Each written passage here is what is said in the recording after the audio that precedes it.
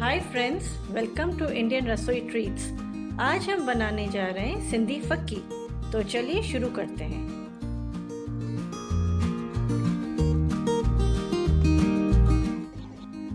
सिंधी फक्की बादाम, पिस्ते, रंग बिरंगी कैंडीज और मिंट से बनाई जाती है, जो कि एक माउथ फ्रेशनर की तरह काम करता है।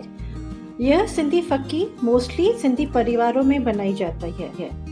इसमें रंग बिरंगी कैंडीज पड़ती है, जो कि बच्चे बहुत ही अट्रैक्ट होते हैं। पिस्ते और बादाम, मिंट और मिश्री दोनों ही डाइजेशन के लिए अच्छे माने जाते हैं।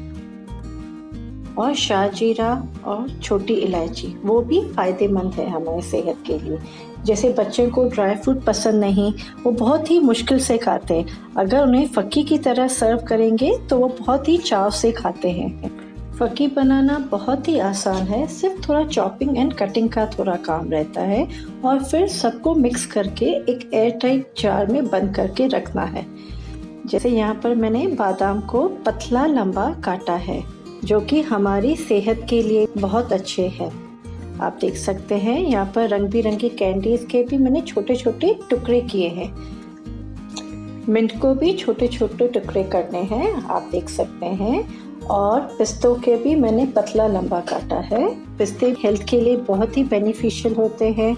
उसके बाद इलायची को भी मैंने दाने निकाल के थोड़ा क्रश किया है, आप देख सकते हैं। उसको मैंने पूरा क्रश नहीं किया, बस थोड़ा सा क्रश किया है। हमारे सब इंग्रेडिएंट्स रेडी है, अब बस मिक्स करने का काम बाकी है।